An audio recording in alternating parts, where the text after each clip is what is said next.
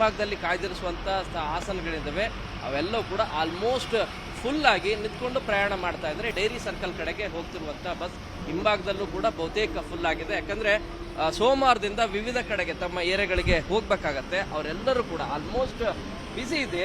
So ಜನರು ಬಸ್ಗಳು almost rush ಇರೋದು ಕಂಡು ಬರ್ತಾ ಇದೆ. ಒಟ್ಟು ಶಕ್ತಿ ಯೋಜನೆಗೆ 41 ಲಕ್ಷ ಮಹಿಳೆಯರು ಪ್ರಯಾಣ ಮಾಡ್ತಾರೆ ಅಂತೇಳಿ ಸಾರಿಗೆ ನಿಗಮ 4 ಸಾರಿಗೆ ನಿಗಮಗಳಿದ್ದಾವೆ, ಅವು ಮಾಹಿತಿಯನ್ನು ಕೊಡ್ತಾ ಇರೋದು. ಇದರಲ್ಲಿ BMTCನೇ ಅತಿ ಹೆಚ್ಚು, KSRTC ಹೊರತುಪಡಿಸಿದಂತೆ 10,86,000 ಜನ ಪ್ರತಿದಿನ ಟ್ರಾವೆಲ್ ಮಾಡ್ತಾರೆ. ಈ ನಿನ್ನೆ ಎಷ್ಟು ಜನ ಟ್ರಾವೆಲ್ ಮಾಡಿದ್ರು ಅನ್ನುವಂಥ ಖಚಿತ ಮಾಹಿತಿ ಇನ್ನೊಂದು ಗಂಟೆಯಲ್ಲಿ ಸ್ಪಷ್ಟವಾದಂಥ ಮಾಹಿತಿ ಸಿಗಲಿದೆ. ಇನ್ನು KSRTC ಅಲ್ಲಿ 4 ನಿಗಮಗಳಲ್ಲಿ ಅತಿ ಹೆಚ್ಚು ಅಂದರೆ ಇಲ್ಲ, ಖಂಡಿತ ಪೃಥ್ವಿ ಮಾತಾಡಿಸುವಂಥ ಪ್ರಯತ್ನನೂ ಕೂಡ ಮಾಡ್ತೇನೆ. ಯಾಕಂದರೆ ಯಾವ್ಯಾವ ಏರಿಯಾದಲ್ಲಿ ಎಷ್ಟೆಷ್ಟು ಕಡೆಗೆ ಟ್ರಾವೆಲ್ ಮಾಡ್ತಿದ್ದಾರೆ ಅನ್ನುವಂಥ ದೃಶ್ಯಗಳನ್ನ ತೋರಿಸೋ ಹಿನ್ನೆಲೆಯಲ್ಲಿ ಪ್ರಯತ್ನವನ್ನು ಪಟ್ವಿ. ಸೊ ಈ ವಾಹನದಲ್ಲೂ ಕೂಡ ಭಾಳಷ್ಟು ಜನ ಮಹಿಳಾ ಪ್ರಯಾಣಿಕರಿದ್ದಾರೆ, ಅವ್ರನ್ನೂ ಕೂಡ ಮಾತಾಡ್ತೀನಿ, ಅವ್ರು ಏನು ಹೇಳ್ತಾರೆ ಅಂತೇಳಿ. ಮೊದಲ ದಿನ ಯಾಕಂದರೆ ಬಸ್ ಪಾಸ್ ಕೂಡ ತೆಗೆದುಕೊಳ್ಳುವಂತಿಲ್ಲ, ಇದೇ ಬಸ್ ಪಾಸ್ ರೀತಿಯಾಗಿ ಸ್ಮಾರ್ಟ್ ಕಾರ್ಡ್ ರೀತಿಯಾಗಿರೋದು. ಅವ್ರನ್ನೇ ಮಾತಾಡ್ಸೋಣ. ಮೇಡಮ್, ತಾವು ಇದೇ ಫಸ್ಟ್ ಟೈಮಾ ಪ್ರಯಾಣ ಮಾಡ್ತಿರೋದು? ಫ್ರೀ ಪಾಸಲ್ಲಿ ಇದೇ ಫಸ್ಟ್ ನಿನ್ನೆ ಟ್ರಾವೆಲ್ ಮಾಡಿದ್ದು. ಏನು ಅನಿಸುತ್ತೆ ನಿಮಗೆ? ಇದು ನಿಜವಾಗ್ಲೂ ಕೂಡ ಯೂಸ್ಫುಲ್ ಇದೆಯಾ? ಕಾರ್ಮಿಕರಿಗೆ, ವರ್ಕಿಂಗ್ ವುಮೆನ್ಸ್ಗೆ ಈಸಿ ಆಗುತ್ತಲ್ವಾ? ಈ ದುಡ್ಡನ್ನು ಬೇರೆದಕ್ಕೆ ಯೂಸ್ ಮಾಡ್ಬೋದು, ಬೇರೆದಕ್ಕೆ ಯೂಸ್ ಮಾಡಬೇಕಾಗಿತ್ತು, ಇದಕ್ಕೆಲ್ಲ ಫ್ರೀ ಮಾಡಬೇಕಾಗಿತ್ತು.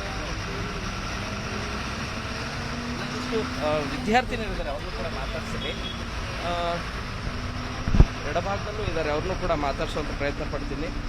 ಮೇಡಮ್, ತಾವು ಎಲ್ಲಿಂದ ಬರ್ತಾ ಇರೋದು? ಫ್ರೀ ಪಾಸ್ ಮಾಡಿದ್ದಾರೆ, ನಿಮಗೆ ಏನು ಅನಿಸುತ್ತೆ? ಇದು ನಿಜವಾಗ್ಲೂ ಕೂಡ ಎಲ್ಲರಿಗೂ ಅರ್ಹ ಅನಿಸುತ್ತೆ? ಎಲ್ಲರಿಗೂ ಬೇಕನ್ಸುತ್ತೆ ಸ್ಮಾರ್ಟ್ ಕಾರ್ಡ್? ಬೇಕನ್ಸುತ್ತೆ.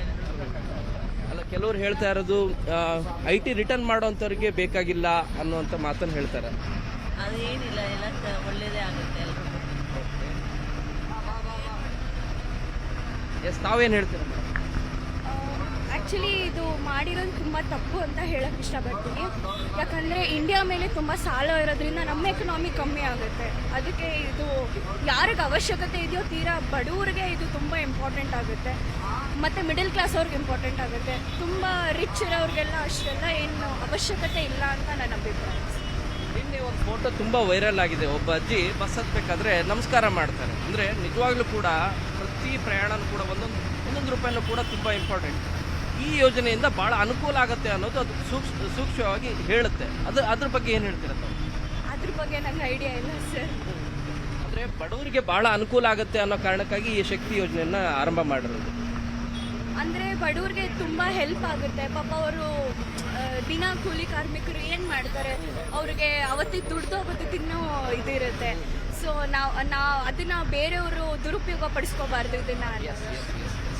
ಇದು ಪೃಥ್ವಿ, ಭಾಳಷ್ಟು ಜನ ಮಹಿಳಾ ಪ್ರಯಾಣಿಕರಿದ್ದಾರೆ. ವರ್ಕಿಂಗ್ ಡೇ ಇರೋದ್ರಿಂದ ಸಂಖ್ಯೆನೂ ಕೂಡ ಜಾಸ್ತಿ ಇದೆ. ಉತ್ಸುಕತೆಯಿಂದ ಪ್ರಯಾಣ ಮಾಡ್ತಿರೋಂಥ ದೃಶ್ಯಗಳು ಕಂಡು ಬರ್ತಾ ಇದೆ.